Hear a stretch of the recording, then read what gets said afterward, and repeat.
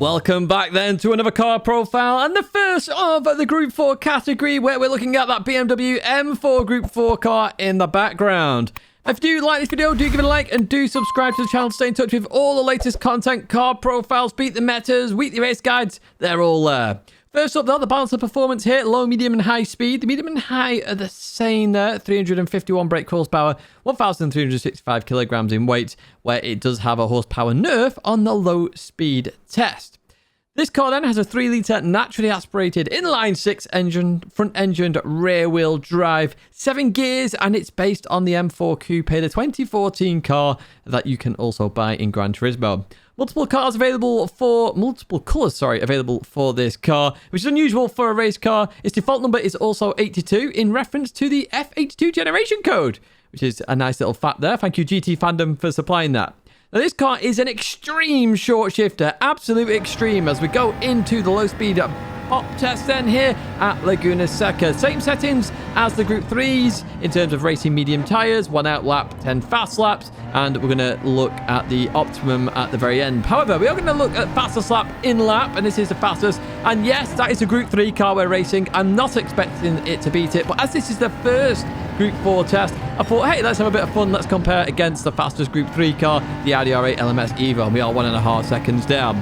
Now, with this car, I felt that it felt a little bit understeery, very much weighty over the front end, going through corners. And I suppose a part of the reason for that is you're not going very high in the shifting area in terms of the gear ratio. You're staying very low here as we head towards the kink. Now, the car was great through here. It really did feel planted.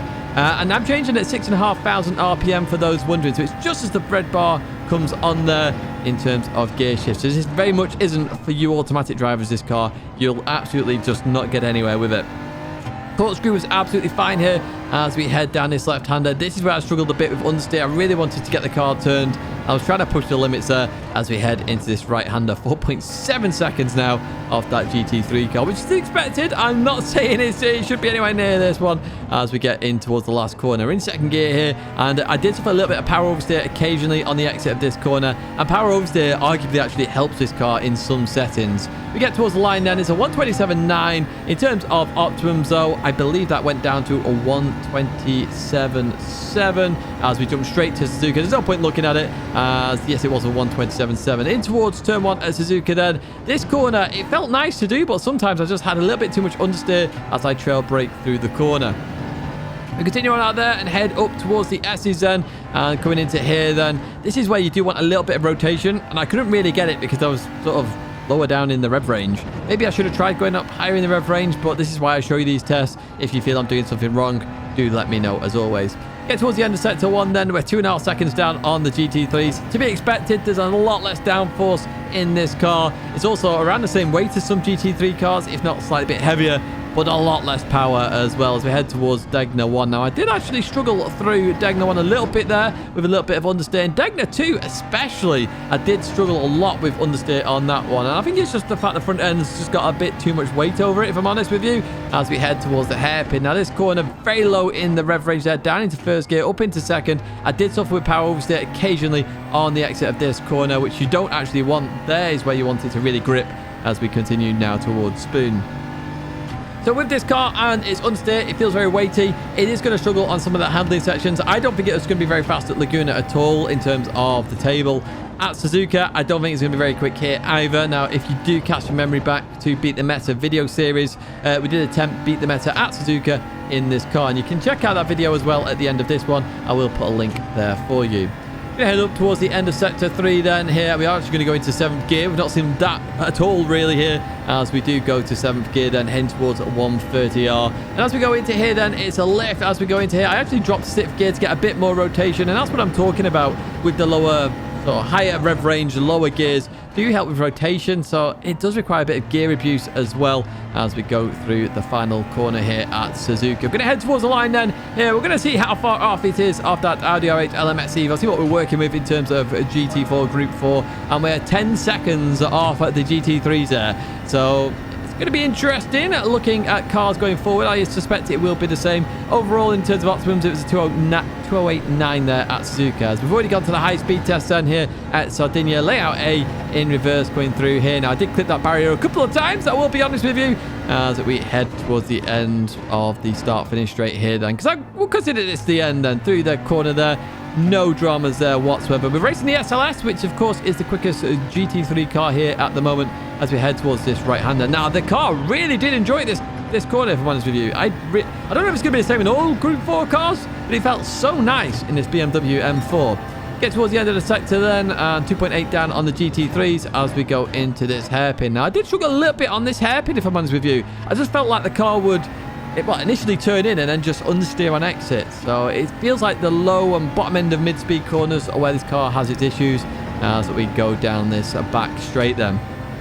So with this car, again, 7 gears, and that's where we are now. So it's going to be a good fuel saver. We are going to do a fuel test shortly as we go into this right-hander, slowing the car down, trying to get it turned in, up into 4th gear. I did suffer, and you saw it there again, a bit of power oversteer in this car on the exit of that corner, which is interesting because that's the only 3rd, 4th gear corner I've had that issue as we go into this chicane then. Now, this is a corner where GT3s struggle with.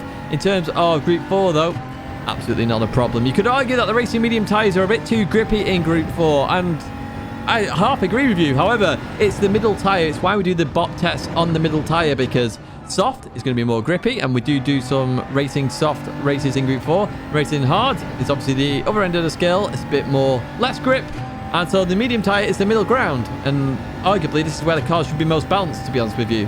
We head towards the line then, and we cross 8.6 seconds down on the GT3s. In terms of Optimums then, where did that end up? It was a 148.5. I know I'm not showing you here, but next time we do a Group 4 test, we'll have the leaderboards for you. There's no point showing you a leaderboard with one car on there. We go into the fuel test then, so the left-hand side is automatic. It's going to rev to the maximum, and this is why you do not drive this car when you are literally an automatic driver, because it's slower than on the right side. We've got the half shift, and the bottom right is emergency fuel saving.